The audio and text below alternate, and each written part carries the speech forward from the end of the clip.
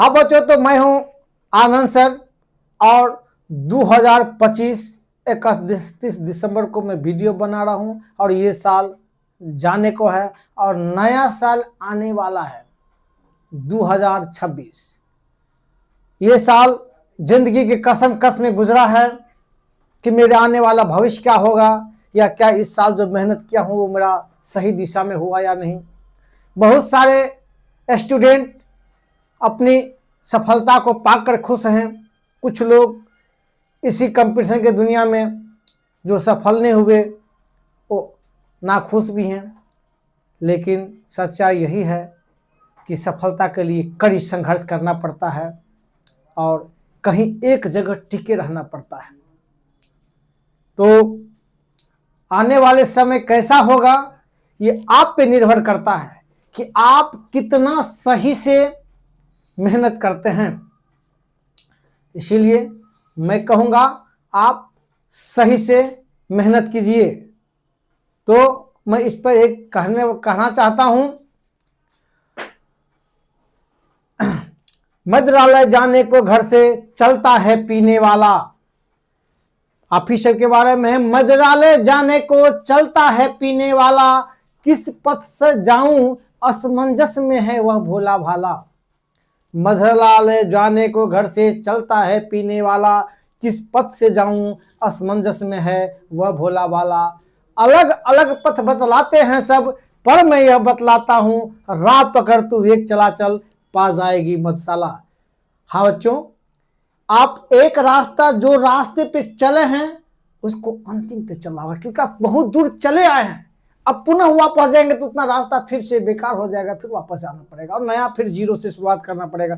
लेकिन यहाँ जीरो से नहीं कर रहे हैं, आप जो रास्ता तय कर लिए हैं वो कर लिए हैं। इसीलिए अब मंजिल बहुत दूर नहीं है, नज़दीक है। लेकिन आप सही से पढ़ें और कंटिन्यू करें और किसी एक टीचर को गुरु माने, चाहे जिसको भी माने, लेकिन हम सभी आपके लिए निःशुल्क शिक्षा दे रहे हैं।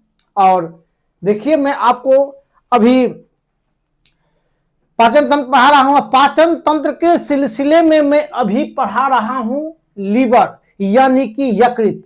तो यकृत के बारे में आज मैं पूरा पढ़ाऊंगा और यकृत ऐसा चैप्टर है, चैप्टर का ऐसा आपका टॉपिक है पाचन तंत्र का, जिससे हमेशा या अधिकतर वो क्वेश्चन पूछा जाता है यकृत का, क्योंकि यकृत बहुत ही महत्वपूर्ण ग्रंथि है हमारे शरीर का। और ये कहें कि पाचन अंग का जो तंत्र पर उसका सबसे महत्वपूर्ण अंग है, तो कोई गलत नहीं होगा। इसीलिए चलिए, तो ये है यकृत। ये क्या है आप देखिए, ये है यकृत। यकृत का रंग कैसा होता है तो देखिए, लाल, गहरा लाल होता है, कत्थक के समान। ये इस आकार का होता है और ये दो भागों में बंट जाता है दोस्तों। एक भाग जो दाहिनी ओर है इसको कहेंगे हम दाहिना भाग या राइट लोब। एक होता है बायां भाग या लेफ्ट लोब। क्या कहेंगे इसको? हम लोब भी कहेंगे। लोब क्या कहेंगे? लोब ना, ये भी हो गया लोब। तो दाहिना लोब और बायां लोब। ये दाहिना लोब बड़ा होता है और इसके नीचे एक ये देख लीजिए कि यह पित्ताशय जो हरा रंग का है ना, उसमें पित्त का और गॉल ब्लैडर में पित्त जमा रहता है। छोटी सी आपको बता दिया। और ये डक्ट देख रहे हैं, ये नलिका है जो डियोडेनम में जाकर के गिरता है। यहाँ देख लीजिए, ये यहाँ आकर के छोटी आंत में जाकर गिर रहा है, छोटी आंत के डियोडेनम भाग में गिर रहा है। और ये पित्त का निर्माण कहाँ होता है? यकृत में होता है। और यकृत को सबसे बड़ा ग्रंथि बोला जाता है मानव शरीर का। ठीक है, अब मैं इसको देखिए कि मैं आगे पढ़ा रहा हूं। अब सवाल ये है, ये कहेंगे यकृत, अंग्रेजी में लीवर।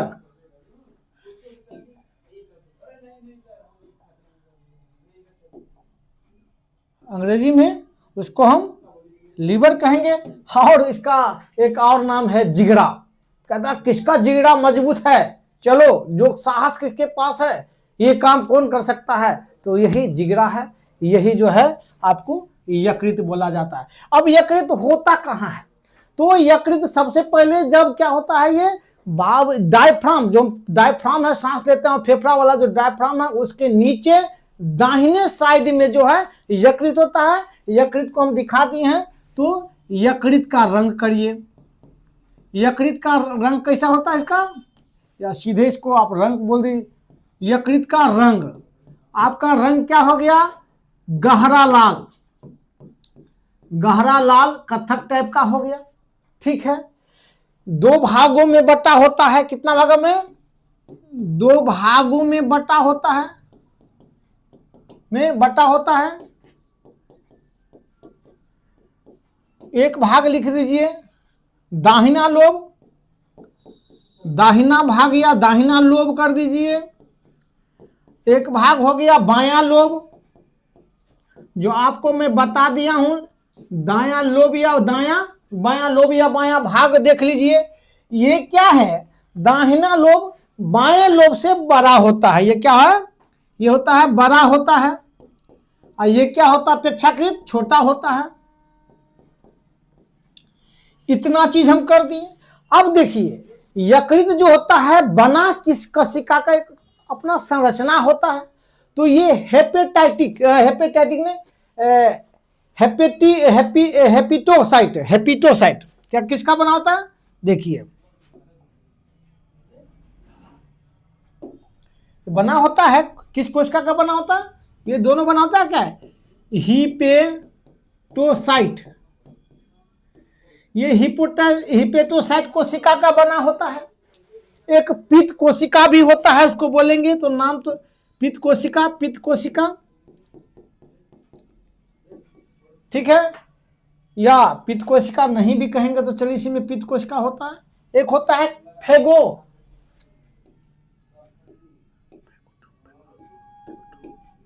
फैगोसाइट।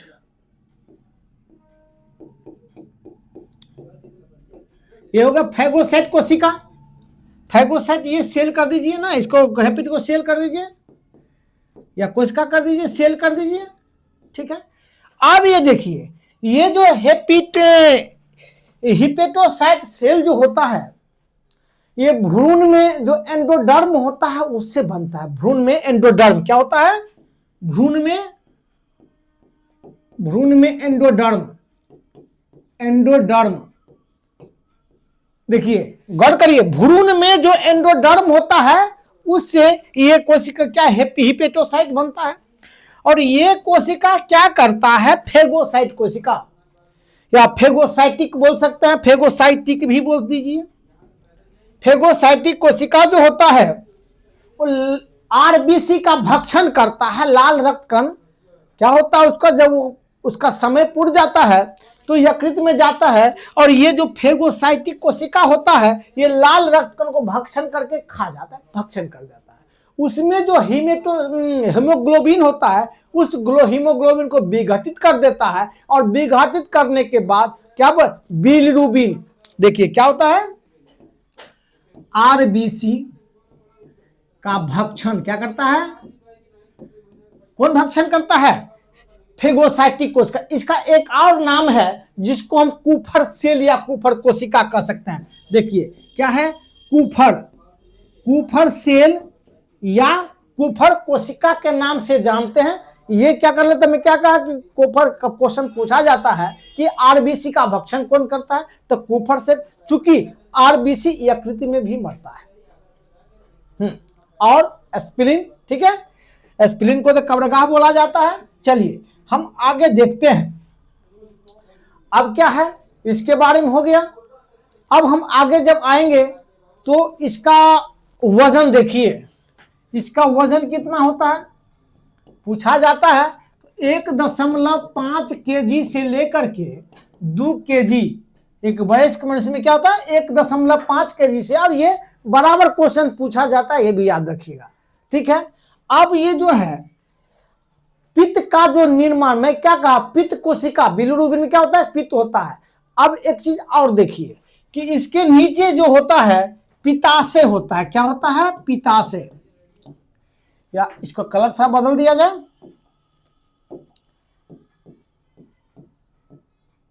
देखिए यह है पित्ताशय, यह है पित्ताशय। पित्ताशय में क्या होता है? पित्ताशय में होता है पित्तरस।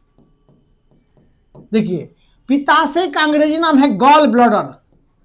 गॉल ब्लैडर क्या हो गया? Gall bladder. और इसको कहेंगे बाइल। क्या कहेंगे? बाइल। पित्त को अंग्रेजी में हम बाइल कहेंगे। और ये इसमें क्या होता है? पित्ताशय जो होता है, तो हम उसके आकार की जब बात करते हैं पित्ताशय में, तो पित्ताशय का आकार कैसा होता है? तो पित्ताशय का आकार होता है नाशपाती के समान। पित्ताशय का आकार होता है नाशपाती। नाशपाती के समान पित्ताशय का आकार होता है। और पित्ताशय में क्या पाया जाता है? तो पीतरस। ये पीतरस का क्या काम है वहां पे? तो देखिए ये क्या करता है? पीतरस का संचय करता है। पीतरस का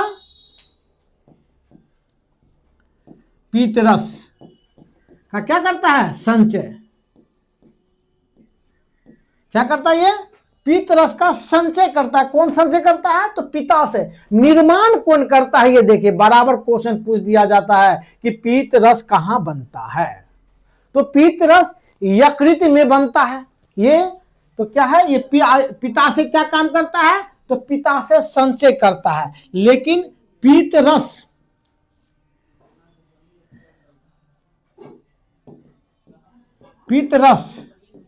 का निर्माण कौन करता है? बनता कहां पे है? तो यकृत।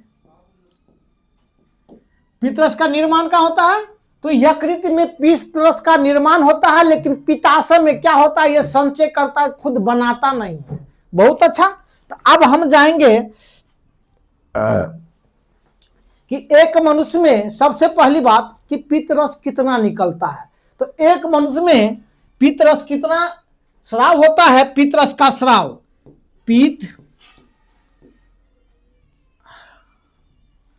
पीतरस का स्राव कितना होता है? एक दिन में करीब 700 ml से लेकर के कितना? 1000 ml, मतलब 1 लीटर। कितना? 1 लीटर जो है 700 ग्राम से लेकर 700 ml से लेकर के 1 लीटर तक का बनता है। अब हम देखते हैं, आगे चलते हैं। तो थोड़ा सा इसको आप लिख लीजिए। देखिए उतारना चाहे तो आप इसको लिख लीजिए, ठीक है? स्क्रीनशॉट लेना है। अब आगे देखते हैं हम। अब थोड़ा पीतरस के बारे में और हम डिटेल जाएंगे। तो पीतरस देखिए,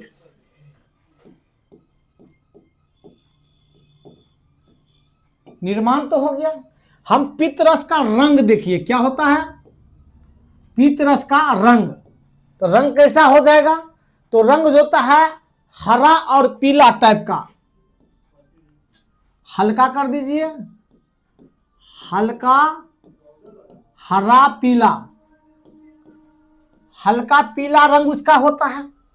साथ ही साथ ये होता क्या है? एक क्षारीय द्रव होता है। क्या होता है? ये क्षारीय द्रव होता है।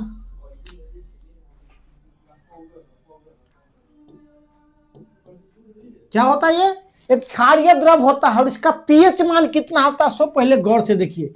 इसका पीएच मान पूछा जाता है तो इसका पीएच मान होता है 7.6 से लेकर के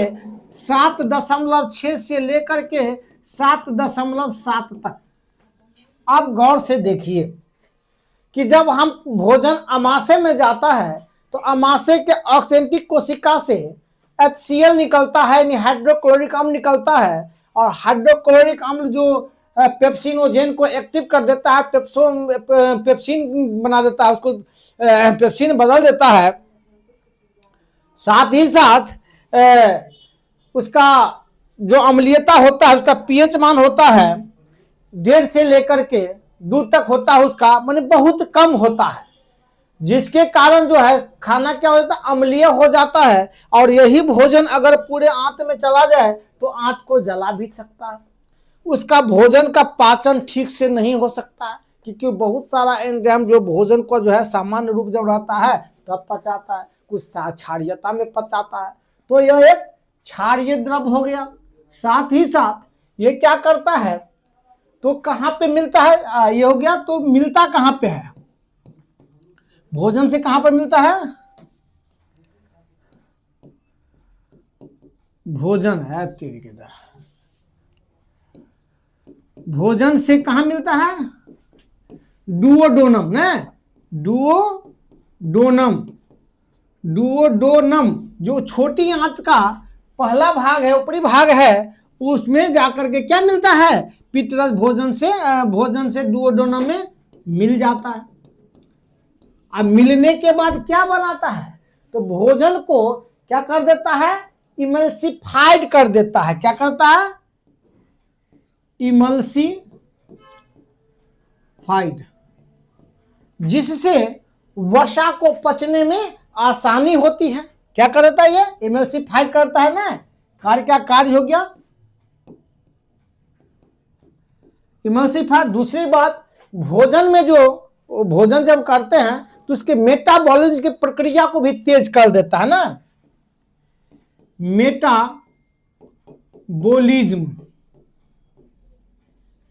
की प्रक्रिया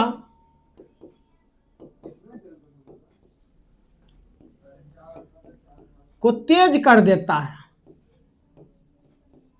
मतलब वो पचने में तो भोजन आसान हो जाता है। अब देखिए एक चीज अब और है कि इसमें जो पित्तरस होता है, इसमें क्या क्या पाया जाता है। तो सबसे पहले देखिए जल, इसमें जल जो है 85% जल होता है। इसके बाद पीतवर्णक, पीतवर्णक में क्या कहा था, बिलिरुबिन होता है।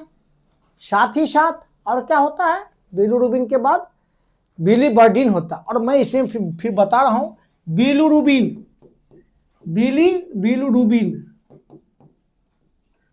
ठीक, और बिलीवर्डिन, बिलीवर्डिन, ये मुख्य रूप से ये पाया जाता है पीतवर्णक में। अब देखिए बिलिरुबिन का निर्माण मैं बताता हूं अभी। जो कुफर कोशिका जो होती है, जब आरबीसी को जब तोड़ देता है, भक्षण कर लेता है, तो उसमें जो हीमोग्लोबिन होता है, इस हीमोग्लोबिन को विघटित कर देता है। जब हीमोग्लोबिन को विघटित कर देता है, किसको, तो यहां देखिए हीमोग्लोबिन, हीमोग्लोबिन, हीमोग्लोबिन, हीमोग्लोबिन किस में होता है, तो आरबीसी। देखिए हीमोग्लोबिन किस में होता है, आरबीसी में होता है। आरबीसी को तोड़ के क्या कर देता है, बिलिरुबिन बना देता है, बिलिरुबिन। आप गौर से देखिए, बिलिरुबिन को निर्माण कर देता है। कौन बना देता है, तो यहाँ पे यकृत, क्या, यकृत बना देता है। यकृत का कौन सा कोशिका है, तो इसको फेगोसाइटिक या कुफर, क्या नाम है, कुफर कोशिका। देख लिया था, फिर भी आपको रिपीट हो गया ना। अब देखिए बिलिवर्डिन हो गया। इसमें क्या होता है, कुछ लवणे पाया जाता है। लोसिथियन क्या है, लवण। लवण में क्या पाया था, लोसिथियम,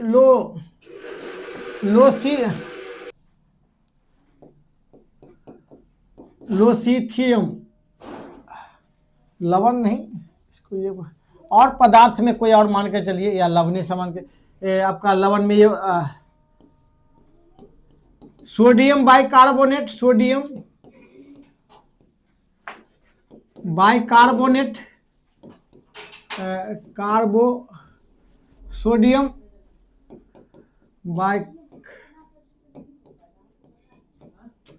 कार्बोनेट हो गया आपका। और होगा ग्लाइकोकोलेट, एक ये होगा आपका ग्लाइकोकोलेट, ये लवण हो गया। साथ ही साथ इसमें कोलेस्ट्रॉल भी पाया जाता है। देखिए क्या होता है अन्य पदार्थ में, कोलेस्ट्रॉल। देखिए इतना चीज इसमें पाया जाता है, लेकिन मुख्य रूप से दो चीज हो गया, क्या क्या हो गया, तो जल हो गया 85% और कितना परसेंट, 12%। ये देखिए पित्त वर्णक कितना हो गया, 12%। याद रखिए पित्त वर्णक 12% और 85% हो गया आपका पित्त वर्णक, और जल हो गया आपका 85%। जल हो गया 85%, पित्त वर्णक 12%। अब देखिए इतना काम इसका अब हो गया। अब हम क्या करना है, अब हमको देखना है यकृत का कार्य हमको देखना है। ठीक है, मेरे ख्याल से इसका कंप्लीट हो गया। अब देखिए यकृत, यकृत के कार्य में ये भी आ जाएगा। चलिए, तो सबसे पहले क्या होगा, पित्त का निर्माण। हम पित्त के बारे में, पित्त का निर्माण, हम पित्त के बारे में बहुत ज्यादा डिटेल्स आपको पूरी तरह पित्त का निर्माण हम बता ही दिए हैं। ठीक, अब हम देखिए, हम जो भोजन करते हैं तो भोजन में कार्बोहाइड्रेट की ज्यादा मात्रा होती है, खाते हैं। जब भोजन करते हैं जो कार्बोहाइड्रेट जाती है तो कभी ज्यादा मात्रा में कार्बोहाइड्रेट खा लेते हैं, उसमें ग्लूकोज होता है, टूटता है भोजन में। क्योंकि कोई भी कार्बोहाइड्रेट डाइसैकेराइड होता है या पॉलीसैकेराइड भी होता है, वो टूट करके क्या बनता है, तो ये डाइसैकेराइड जाकर के पुनः मोनोसैकेराइड में ग्लूकोज में टूट जाता है। और यही भी देखिए ग्लूकोज जो होता है, जब हम शरीर में भोजन में जब खाते हैं तो एक चीज निकलता है जिसको हम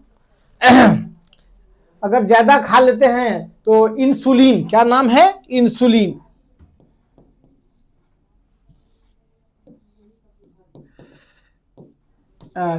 इंसुलिन एक हार्मोन है, क्या है ये, इंसुलिन। देखिए इंसुलिन क्या करता है, जब भोजन करते हैं तो ग्लूकोज की मात्रा ज्यादा हो जाता है, और जब भोजन के समय ज्यादा हो जाता है तो धीरे धीरे ग्लूकोज की मात्रा कमती जाती है, क्योंकि शरीर उसका यूज कर लेता है ना।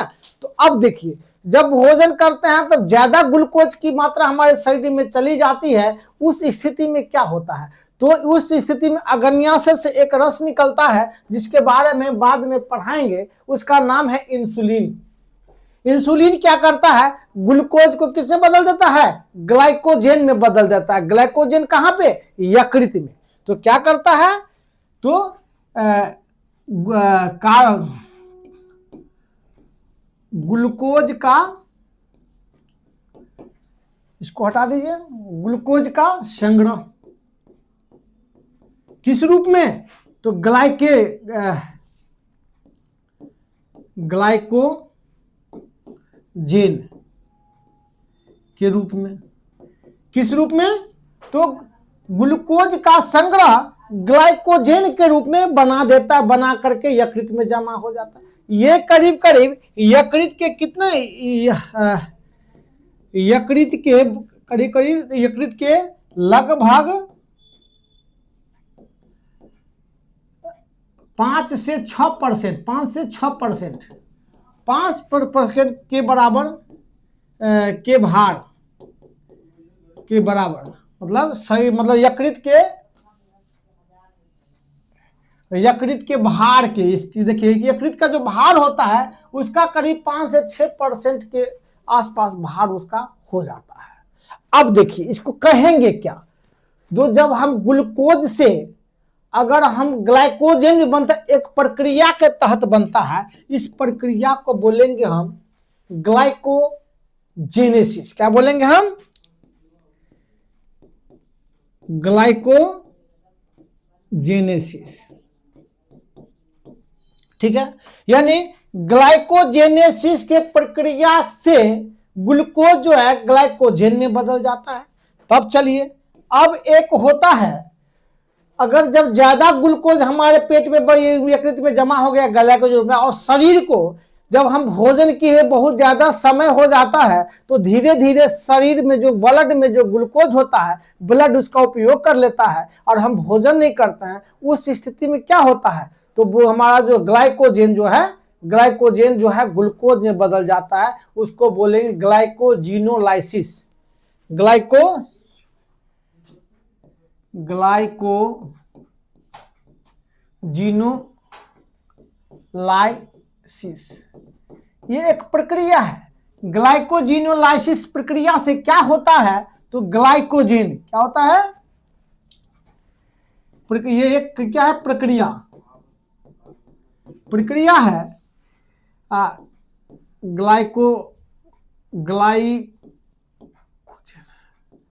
ग्लाइकोजेन ग्लाइकोजेन टूट करके किससे बदल जाता है, पुनः ग्लूकोज में बदल जाता है। देख लीजिए क्या होता है, पुनः ग्लूकोज में। एक था कि ग्लूकोज, जो यहां पर देख लीजिए क्या हुआ था कि ये ग्लूकोज, इसमें लिख दीजिए इसे ग्लूकोज बदल जाता है ग्लाइकोजेन में ना, किस प्रक्रिया से, तो ग्लाइकोजेनेसिस। ग्लूकोज इसमें क्या है,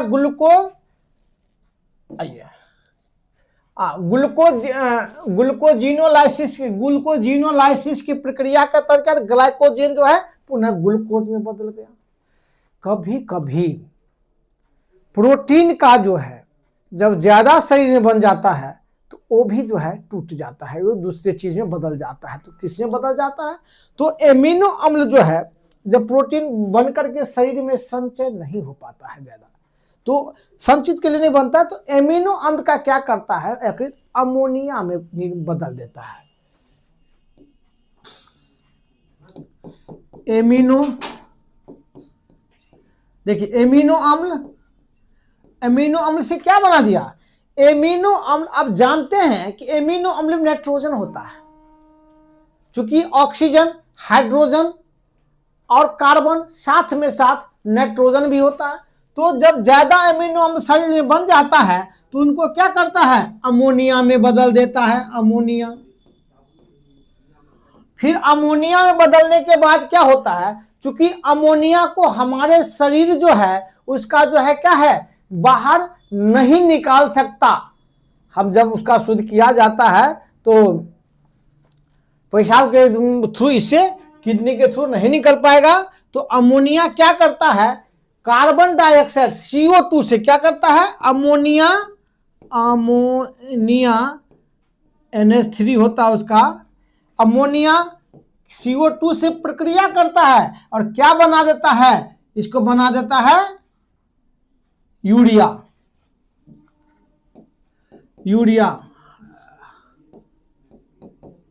देखिए क्या है, पूछा जाता है कि अमोनियो अम्ल को अमोनिया में बदल दिया, अमोनिया को पुनः यूरिया में बदल दिया, और यूरिया को क्या करता है, पेशाब के माध्यम से शरीर से बाहर निकाल देता है।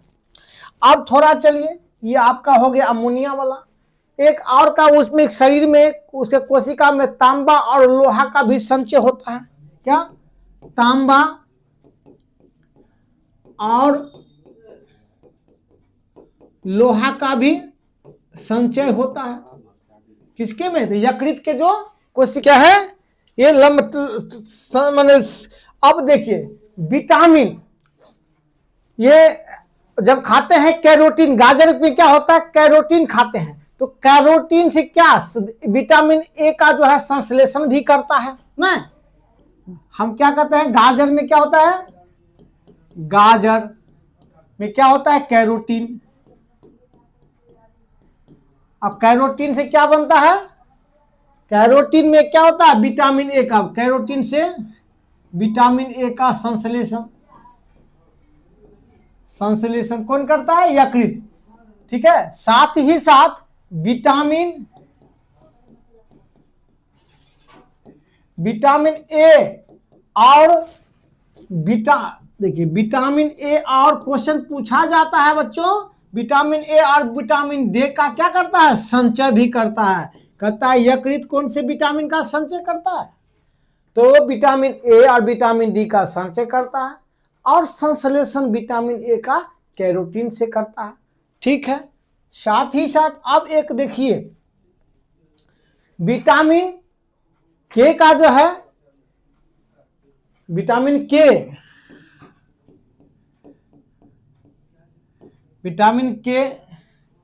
छोड़िए, विटामिन के अवशोषण में चलिए फाइब्रिनोजेन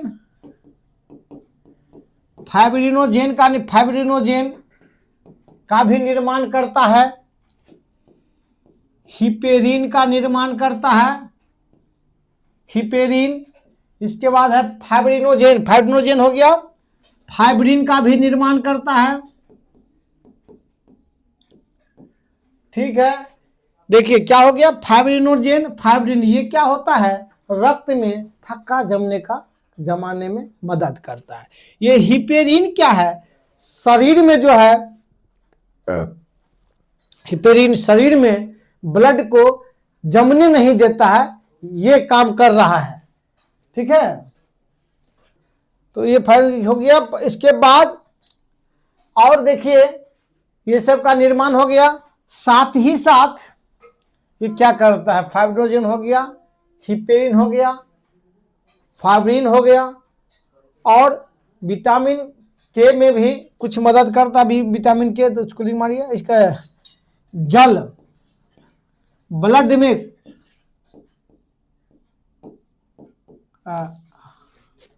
रक्त में जो है पानी का संतुलन भी बनाए रखता है।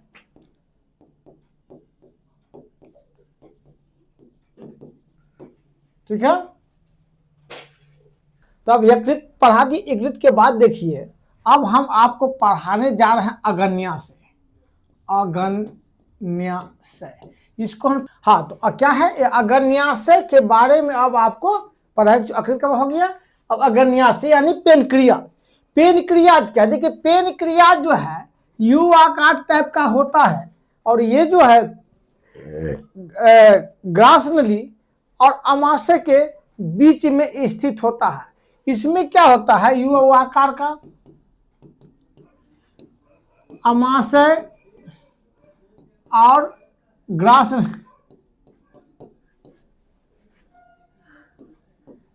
नली के बीच में स्थित होता है। ठीक है, अब ये क्या है, ये दो, देखिए इसका दो प्रकार का इसमें सेल होता है। एक होता है एंडोक्राइन, एक होता है एक्सोक्राइन। देखिए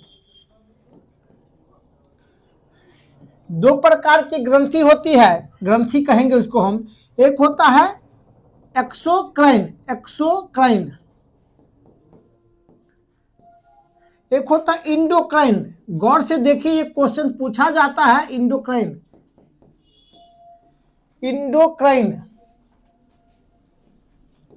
अर्थात इसमें क्या होता है, एक्सोक्राइन, एक होता है इंडोक्राइन।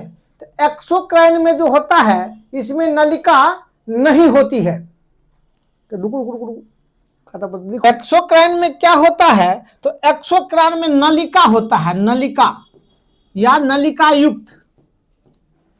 एक होता है नलिका विहीन।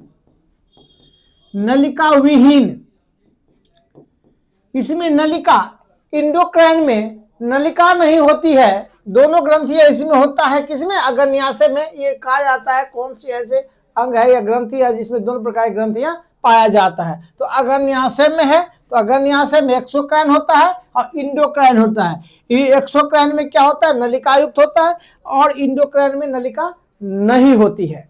तो इंडोक्राइन में जो, एक्सोक्राइन में जो नलिका होती है वहां से क्या निकलता है, अगन्यासिक रस। क्या निकलता है वहां से, एक्सोक्राइन से अगन्यासिक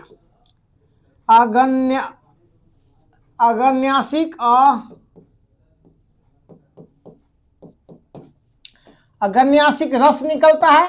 अंग्रेजी में इसको पेनक्रियाटिक जो है जूस बोलेंगे, पेनक्रियाटिक जूस बोलेंगे इसको। ये निकलता है और ये जा करके कहाँ चला जाता है, तो छोटी आंत का जो डियोडेनम होता है वहां जा करके वो गिरने लगता है। इसमें कई प्रकार के जूस होते, चीज होता है। और इसमें इंडोक्राइन में क्या होता है, देखिए इंडोक्राइन जो होता है वहां एक लैंगरहैंस द्वीप पाया जाता है।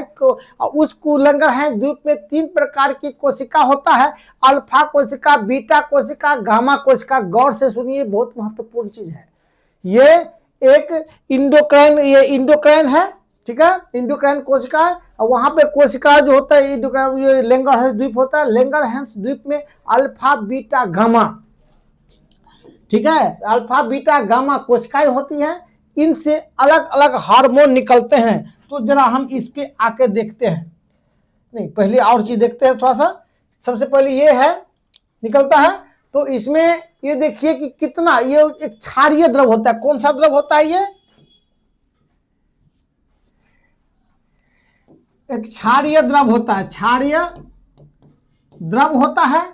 और उसका जो पीएच मान होता है ना 7.8 के आसपास से लेकर 8.2 तक, या 7.5 से लेकर के 8.2 तक उसका पीएच मान होता है। इसका 98% भाग देखिए, इसका 98% भाग क्या होता है? जल होता है। गौर से देखिए 98% जल होता है, बाकी और चीजें होती हैं। तो अब हम आगे चलिए, हम देखते हैं कि चलिए, तो मैं कहा इसमें लैंगरहैंस द्वीप होता है, और लैंगरहैंस नामक जो वैज्ञानिक है, व्यक्ति है, वो इन द्वीप का जो जहां पे ये सेल होता है उसका एरिया का खोज किया। और इससे निकलता है, एक होता है वहां पे बीटा कोशिका, एक होता है गामा कोशिका, एक होता है अल्फा कोशिका।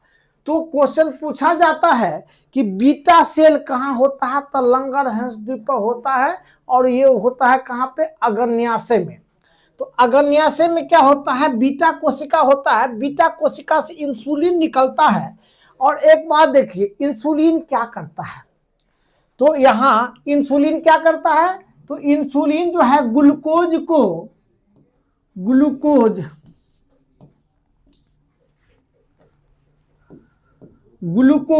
क्या करता है? ग्लूकोज को किस जेन में बदल देता है। अब देखिए, अगर इंसुलिन की मात्रा कम होगी, कम निकलेगा, तो क्या होगा? हम जो भोजन करते हैं तो ग्लूकोज की मात्रा ब्लड में क्या होगा? बढ़ जाएगा।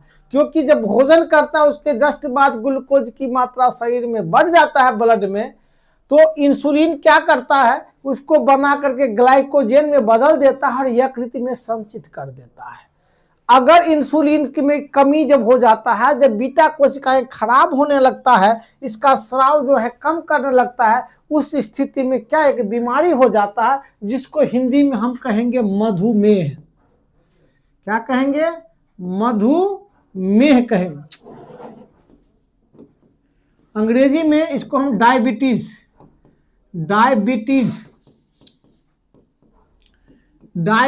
बोलेंगे। तो डायबिटीज जो है किसके कमी कारण होता है? तो इंसुलिन के कमी के कारण होता है। इसीलिए हमको एक्सरसाइज करना चाहिए, ऐसा एक्सरसाइज करना चाहिए जो बीटी कोशिका को उद्दीप्त कर दे, चालू कर दे, अवस्था में रखें। इसलिए हमें, और जब हम कोई काम नहीं करते हैं तो ये कोशिका सुषुप्त अवस्था में होकर धीरे धीरे क्या होता है? अपना काम करना कम कर देता है। तो हमें मधुमेह हो जाता है, डायबिटीज हो जाता है कभी कभी। अब देखिए, अब आगे और इंसुलिन, ठीक, कभी कभी ये होता है कि ज्यादा इंसुलिन का स्राव हो जाता है। तो इंसुलिन का जब ज्यादा स्राव होने लगेगा तो ज्यादा ग्लूकोज जो ग्लाइकोज बन जाएगा, तो शरीर को ऊर्जा प्रदान करने के लिए ग्लूकोज की कमी हो जाएगी। तो उस स्थिति को क्या कहते हैं? इंसुलिन आघात बोलते हैं, इंसुलिन शॉक बोलते हैं। एकाएक चक्कर आ जाता है, आदमी गिर जाता है। इसीलिए बीमारी भी बड़ी खतरनाक होता है, और मधुमेह बीमारी भी बड़ा खतरनाक होता है। अब थोड़ा चलिए, कोशिका होता है ग्लूकोन। अब बीटा अल्फा कोशिका जो होती है उसमें ग्लूकेगॉन, ठीक है, ग्लूकेगॉन निकलता है। ये क्या करता है? तो जो ग्लाइकोजेन होता है ना, तो ग्लाइकोजेन को क्या करता है? जब हमारे शरीर को ग्लूकोज की आवश्यकता होती है तो क्या करता है? शरीर को आवश्यकता होती है तो ये क्या करता है? फिर से ग्लाइकोजेन को पुनः ग्लूकोज में कन्वर्ट कर देता है। ये, और ये का क्या? सोमेटोस्टेटिन भी निकलते हैं। 3 ठू, मतलब 3 हार्मोन निकलता है इसमें। इंसुलिन निकलता है हार्मोन, एक इंसुलिन हो गया, इसके बाद आपका ग्लूकेगॉन हो गया, सोमेटोस्टेटिन हो गया, ठीक है। अब थोड़ा सा हम आगे आए तो अब देखेंगे कि इसमें जो ये अग्न्याशय होता है, अग्न्याशय में ये एंजाइम भी निकलता है जो भोजन को पचाने में काम करता है। तो ये क्या निकलता है? एक होता है एंजाइम ट्रिप्सिन, एमाइलेज और लाइपेज। ट्रिप्सिन एमाइजेबल है। तो ट्रिप्सिन क्या करता है, प्रोटीन को क्या करता है, ट्रिप्सिन प्रोटीन को पचाता है और प्रोटीन को पेप्टोन्स में बदल देता है। क्या करता है, पेप्टोन्स में बदल देता है। और पेप्टोन्स क्या बदल जाता है, पॉलीपेप्टाइड पेप्टाइड में बदल जाता है। साथ ही साथ क्या होता है, एमिनो अम्ल इन दोनों में बदल जाता है। अब देखिए एमाइलेज से क्या होता है, एमाइलेज जो है स्टार्च जो मंड होता है, स्टार्च को क्या करता है, स्टार्च को बदल देता है माल्टोज में। माल्टोज होता है जो डाइसेकेराइड होता है, यानी दो अणुओं से मिलकर के माल्टोज का निर्माण होता है, ग्लूकोज और ग्लूकोज। यानी हम माल्टोज कैसे बनेगा, तो ग्लूकोज पूछता है कि माल्टोज कैसे बनता है, तो ग्लूकोज प्लस ग्लूकोज को अगर हम बना देंगे ग्लूकोज तो क्या हो जाएगा, माल्टेज बन जाएगा। और ये जो माइलेज है वो माल्टेज में छोड़ देता है, और ये माल्टोज बाद में जाकर के जो है ग्लूकोज में जो छोटी आंत का रस आएगा उसमें टूटेगा, जो बाद में पढ़ाएंगे। लाइपेज देखिए, लाइपेज क्या है, वसा को तोड़ कर देता है और वसा को फैटी एसिड में बदल देता है, साथ ही ग्लिसरीन में क्या कर देता है, यहां से लाइपेज निकलता है। लाइपेज क्या करता है, वसा को तोड़ देता है, किसमें, तो ग्लिसरीन और साथ में फैटी एसिड या वसाम्ल, फैटी एसिड या वसाम्ल में। ये आपको याद रखना बहुत जरूरी है। तो हम ये मिला जुला करके आपको हम पढ़ा दिए पूरा। ये अग्रन्यास से का चैप्टर खत्म हो गया। अब हम सीधे पाचन तंत्र के बारे में हम कंप्लीट कर देंगे डायरेक्ट। चलिए, धन्यवाद।